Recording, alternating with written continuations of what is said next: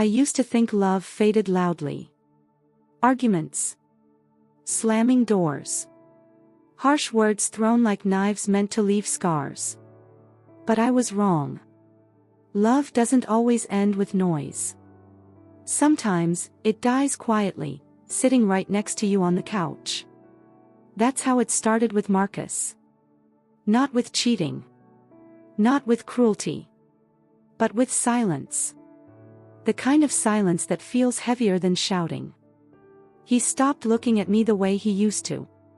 Not completely, just enough that I noticed. His eyes would pass over me like I was furniture. Familiar. Necessary. But no longer interesting. At first, I told myself he was tired. Work stress. Long hours. Life. That's what wives say when they don't want to admit the truth too early. I'd ask him about his day, and he'd answer in fragments. Fine. Same as usual. Long. No details. No emotion. And at night. That was the worst part. We slept in the same bed, but it felt like miles stretched between our bodies. His back always turned toward me. His phone always face down. His breathing shallow, like he was afraid to fall too deep into sleep. Afraid of what might surface. Sometimes, in the dark, I'd reach for him. Just to feel his warmth. To remind myself I was still his wife. And every time, he'd tense. Not pull away. Just stiffen. Like my touch reminded him of something he didn't want to remember. If this is already pulling you in, don't forget to hit like.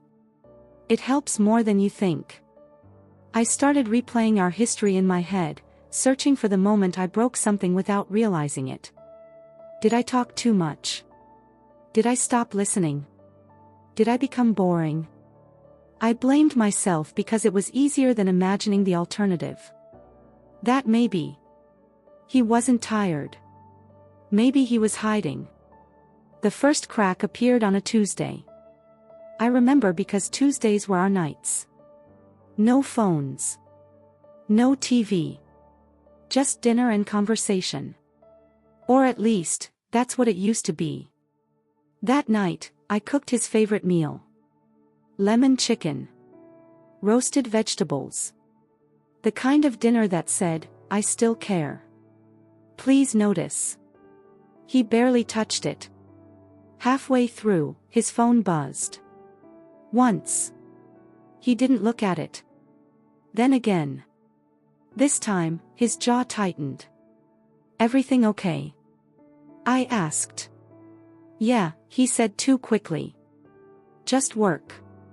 He stood up, grabbed his phone, and walked out to the balcony. Through the glass, I watched him pace. His voice low. His hand rubbing the back of his neck, a nervous habit I knew too well. He wasn't talking to a coworker. I felt it in my chest before my mind could catch up. When he came back inside, his face was different. Not guilty. Protective. That's when the thought crossed my mind for the first time. Who are you protecting, Marcus? That night, I didn't sleep. At 2:17 a.m., he slipped out of bed. I pretended to be asleep, my heart pounding so loud I was sure he could hear it. I listened to the front door open. And close. I waited. 10 minutes. 20. An hour. He didn't come back. By morning, the other side of the bed was still cold. And for the first time in our marriage, I wondered if the man I loved was living a second life. If you've ever felt that quiet fear creep into your chest, tell me in the comments. You're not alone. Because what I didn't know then was that I wasn't being replaced. I was being shielded from something far worse. The next morning, Marcus came back like nothing had happened. No apology. No explanation. Just the quiet click of the door and the smell of cold night air following him into the apartment. I was already awake. sitting at the kitchen table, hands wrapped around a mug I hadn't touched. "You're up early," he said. His voice was normal. Too normal. I watched him carefully, searching for cracks. Red eyes. Nervous hands. Guilt. Something. But there was nothing. That scared me more than any lie could. "Where were you?" I asked. He didn't miss a beat. "Work emergency." 3 words. Polished.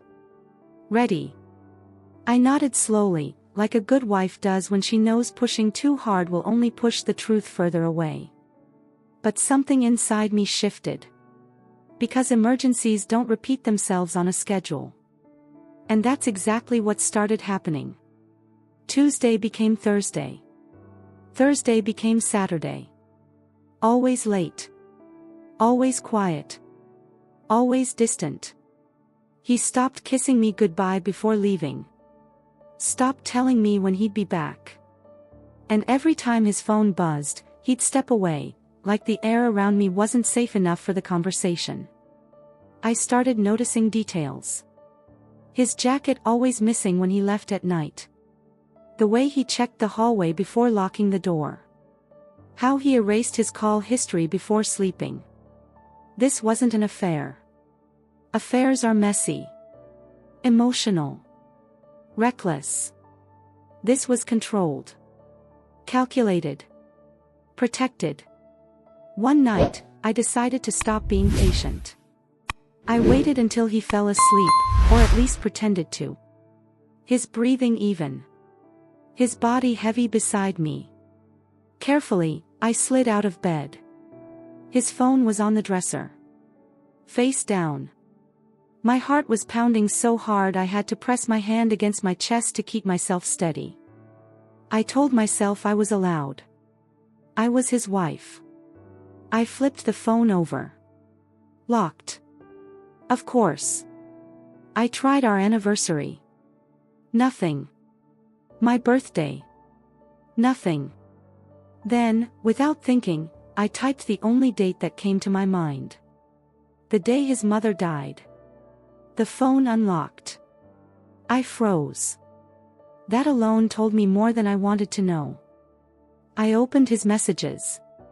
Most were boring. Work. Family. Group chats. Then I saw it. A name. Not saved with a heart. Not hidden behind an emoji. Just a name. Naomi. No last name. No picture. But the thread was long. Too long. I opened it. Is she asleep? You shouldn't stay too long. You promised you'd be careful. My stomach twisted. Careful about what? The last message was from Marcus. Sent an hour before he came home. I won't let her get hurt. I swear. Her. Not me. My vision blurred. In that moment, every doubt I'd buried clawed its way back to the surface. I wasn't the priority. I wasn't the one he was protecting. I put the phone back exactly where it was and slipped into bed before he could wake. But sleep never came. Because my mind was screaming the same question over and over. Who is Naomi, and why does my husband think I'm in danger? If this is hitting close to home, tap like. These stories reach the people who need them most. The next day, I followed him. I didn't plan to. It just happened.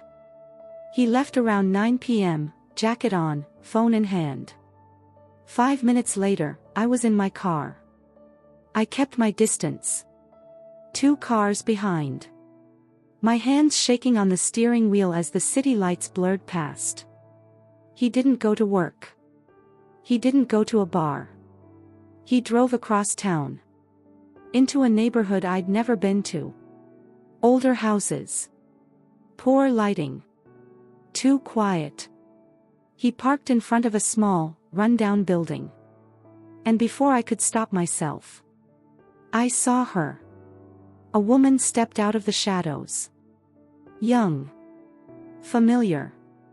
And when she smiled at him, my blood ran cold. Because I recognized that face. I just couldn't remember where from. Not yet. I stayed in the car. I don't know how long. Seconds. Minutes. Maybe longer. Long enough for my heart to slow down, just enough for my brain to start working again. Marcus stood in front of her like he belonged there. Not close. Not intimate. Guarded. Like a man standing between danger and something fragile. She said something I couldn't hear. He shook his head. Firm. Final. And then she laughed. That sound, even from a distance, scraped something deep inside me. Because I had heard it before. That laugh didn't belong to a stranger. It followed me all the way home. That night, Marcus didn't notice I was awake. He slid into bed quietly, careful not to disturb me, like I was something that might shatter if touched too roughly. He smelled like rain. And fear. I stared at the ceiling, replaying the image of her face over and over. The sharp cheekbones. The scar near her eyebrow. The way she tilted her head when she smiled. I knew her. The realization hit me around 3 a.m. I sat straight up in bed, my breath catching in my throat. College. She was from college. Not a friend. Not exactly. She was adjacent. Naomi was the girl who sat 2 rows behind me in Psych 101. The girl who dropped out halfway through the semester. The girl everyone whispered about after she disappeared. They said she'd had a breakdown. They said she was unstable. They said she'd accused the wrong person of the wrong thing and paid for it. I remembered the rumors better than I remembered her. Until now. Until my husband was standing in front of her like her personal shield. The next day, I couldn't concentrate on anything. My hands shook as I tried to work. My thoughts kept circling the same terrifying question. What happened to her, that somehow involves Marcus? That evening, I finally asked him. Not directly. I learned a long time ago that the truth doesn't respond well to force. It slips out when it feels safe. Do you remember college much? I asked casually, stirring pasta we weren't going to eat. He froze. Just for half a second. But I saw it. Some of it, he said. Why? No reason. I was just thinking about how people disappear from our lives and we never know why. He didn't answer right away. When he did, his voice was low. Some people don't disappear, he said. They're erased. I turned to face him. His eyes weren't on me. They were somewhere far away. Somewhere darker. That was the moment I understood something terrifying. Marcus wasn't hiding an affair. He was hiding a past. And Naomi wasn't a threat to our marriage. She was a threat to something much bigger. That night, I dreamed of locked doors and hands pounding from the other side. I woke up with one thought burning in my mind. If my husband is protecting her, who is he protecting her from? And why does he think that person might come for me next? If you're still with me, don't forget to like and subscribe. This story only gets darker from here. Because the next truth doesn't arrive gently. It crashes. And it has a name. The first warning didn't come from Marcus. It came from a stranger. I was leaving work when I noticed the note tucked under my windshield wiper. Plain white paper. Folded once. No name.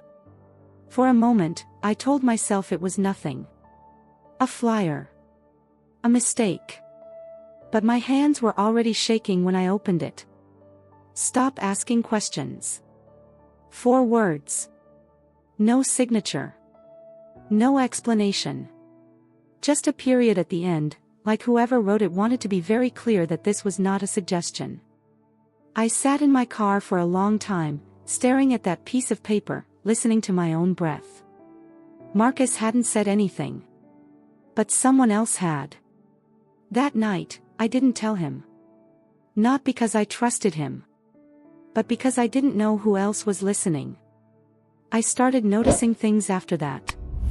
A car parked across the street for too long. Footsteps behind me that stopped when I stopped. My email showing login attempts from unfamiliar locations. Paranoia, maybe. Or maybe I was finally seeing what had been there all along.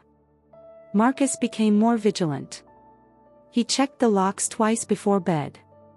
Installed a camera without mentioning it. Started walking me to my car every morning. He never explained.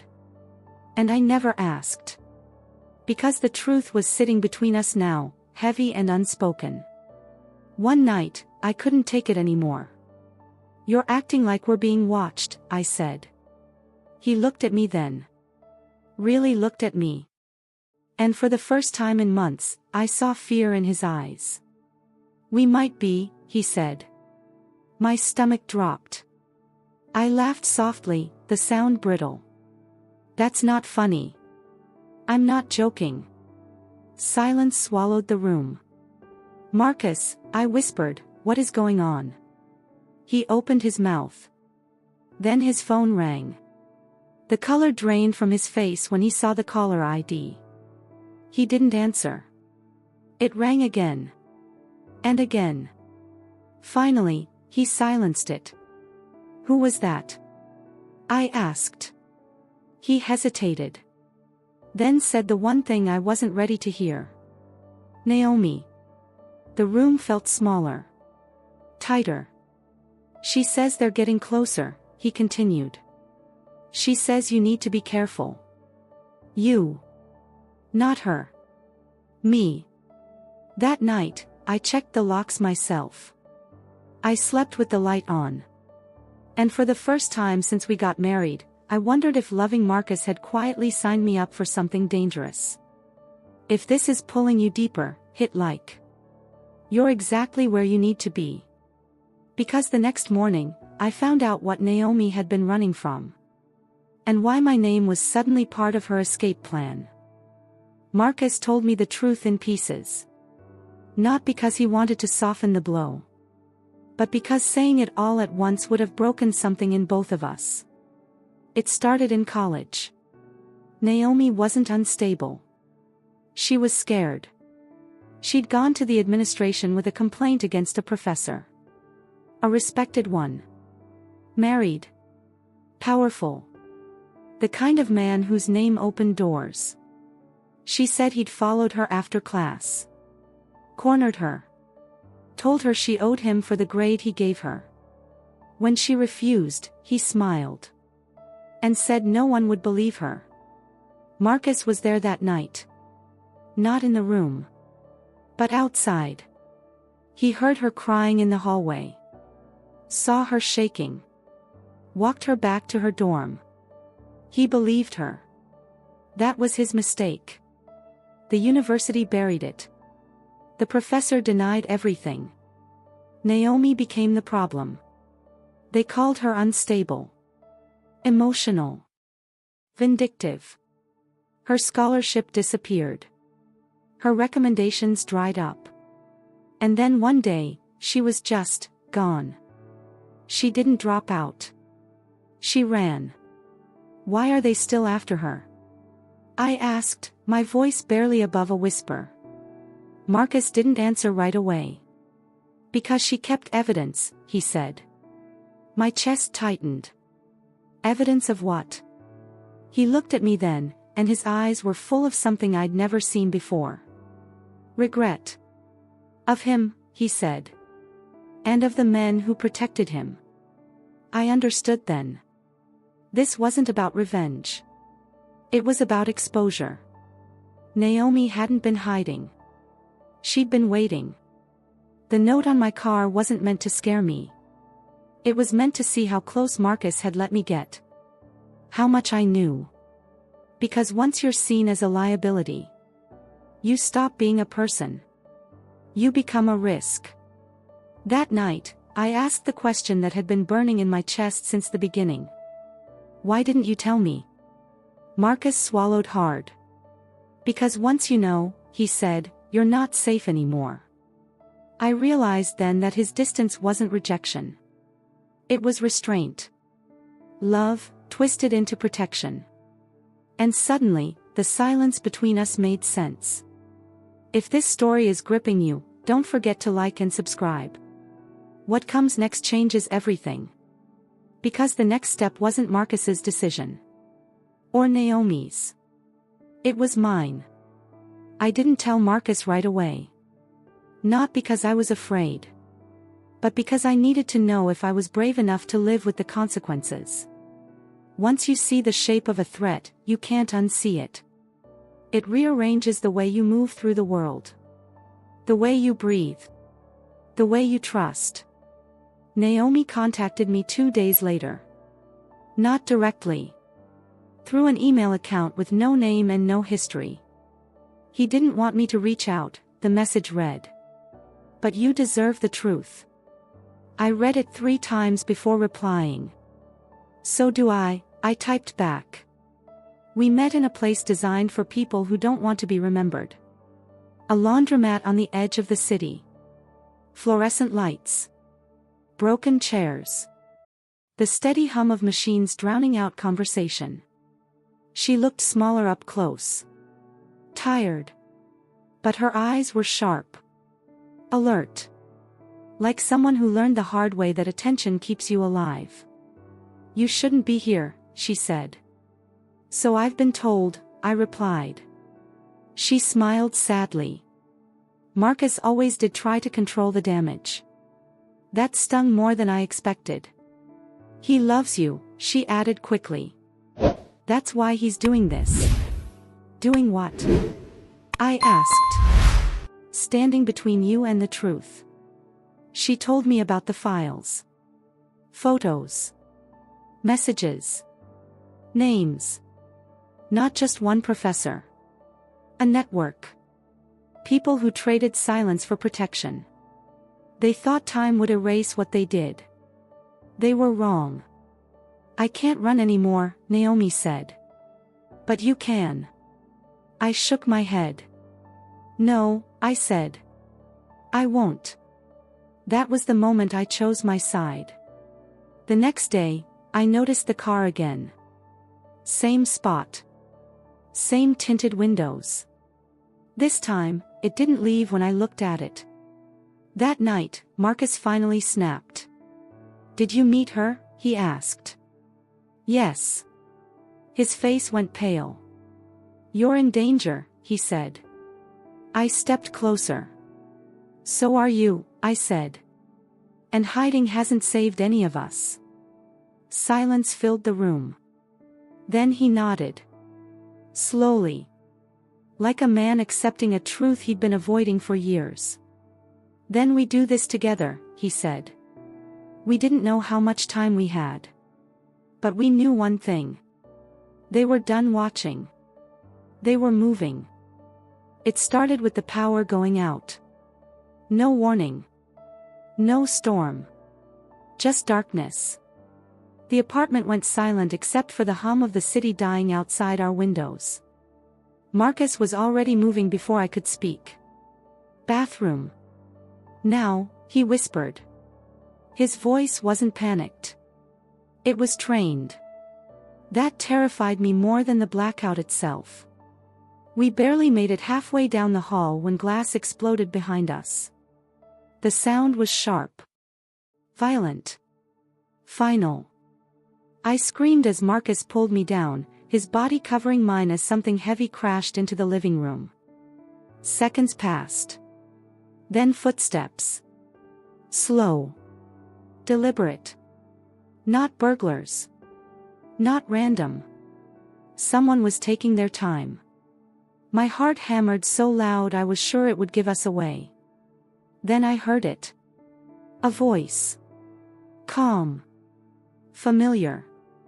Marcus, it said. You should have stayed quiet. My blood ran cold. I knew that voice. He was our lawyer. The man who had signed our mortgage. Who had come to our wedding. Who had looked me in the eye and told me we were protected. Marcus's jaw clenched. Get her out, the man continued. This doesn't have to end badly. That was the betrayal. Not sudden. Not dramatic. Just inevitable. Because networks don't survive without loyalty. Marcus whispered in my ear, when I say run, don't look back.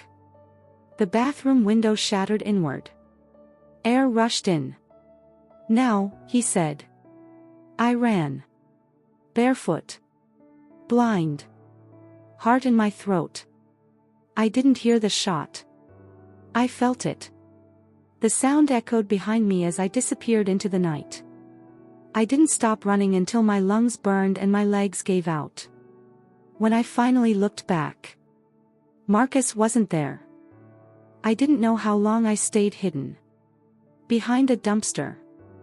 Knees pulled to my chest. Hands shaking so hard I had to sit on them just to stop the noise. Every sound felt like footsteps. Every shadow felt like a body leaning toward me. Marcus didn't come. That truth settled slowly. Cruelly. Like water filling a room. When dawn came, I finally moved. Naomi was the only person I could think of. She answered on the first ring. Her silence told me everything before she spoke. They took him, she said. Not killed. Not shot. Took. Because men like that don't create martyrs if they can create warnings. I felt something inside me fracture. Grief, yes. Fear, absolutely. But beneath it all, something else. Clarity. They think I'll disappear, I said. Yes, Naomi replied. Or break. I closed my eyes. They don't know me, I said. That afternoon, I made copies. Every file. Every message. Every name Naomi had guarded for years. I sent them to places Marcus had bookmarked but never touched. Journalists. Advocacy groups. Independent investigators. People who ask questions for a living. That night, my phone rang from a blocked number. I answered. You're making a mistake, the voice said. Calm. Older. Powerful. I already made one, I replied. When I stayed quiet. There was a pause. Then, your husband is alive. My breath caught. For now. I didn't cry. I didn't beg. I said the only thing they weren't prepared for. So is the truth. I hung up. By morning, the first story broke. Not everything. Just enough. Enough to make silence impossible. Enough to make protecting one man no longer worth the cost. 2 days later, Marcus was released. No apology. No explanation. Just a warning delivered through intermediaries. This ends now. They were wrong. Because endings belong to the people who survive them. Marcus came home thinner. Quieter. But alive. We didn't speak that first night. We just held each other and listened to the world change around us. If you're still here, don't forget to like and subscribe. The final part is where everything comes together. Because there's one last thing you need to know. They didn't lose. They adapted. They didn't come for me with threats after that. They came with offers. A nonprofit reached out. Generous funding. A platform. A chance to tell my story, carefully edited, legally safe, emotionally inspiring. A book deal followed. Then a speaking tour. All of it wrapped in concern. All of it designed to soften the edges. Marcus saw it immediately. They're trying to buy the ending, he said. And he was right. They couldn't erase what was already public, so they tried to control what came next. Naomi disappeared again, this time by choice. Safe. Anonymous. Watching from a distance. I stayed. Because fear doesn't vanish when you survive. It just changes shape. The final confrontation wasn't in a courtroom. It was in a conference room. Glass walls. Neutral colors. Smiling people with careful eyes. They told me the truth mattered. They just didn't think all of it was necessary. One man doesn't represent the system, one of them said. I smiled. No, I replied. But the system represented him perfectly. I declined everything. Then I did the one thing they couldn't predict. I told the part of the story that had nothing to do with headlines. I told them about silence. About how love turns into vigilance. About how protection can look like abandonment from the outside. About how women disappear long before their names ever do. That story spread faster than any accusation. Because people recognized themselves in it. The network unraveled quietly. Respectable resignations. Early retirements. Closed-door settlements. No villains dragged into the street. Just power losing its grip. Marcus asked me once if I regretted it. I told him the truth. I regret thinking I was small. Because the most dangerous thing I learned wasn't what they were capable of. It was what they were afraid of. A woman who remembers. People think the story ends when the danger passes. When the doors stop slamming. When the phone stops ringing from blocked numbers. When the fear finally loosens its grip on your chest. But that's not how it works. The danger doesn't disappear. It transforms. Marcus and I moved. Not far. Just enough. A different street. Different routines. A life that looked ordinary from the outside. We never spoke about those months in detail again. Not because they were forgotten. But because they were integrated. Trauma doesn't ask permission to stay. It just rearranges the furniture inside you. Sometimes, late at night, Marcus would wake up reaching for me. Checking that I was still breathing. Still real. I'd hold his hand until his body remembered that we were safe. Naomi sent one last message. You did what I couldn't.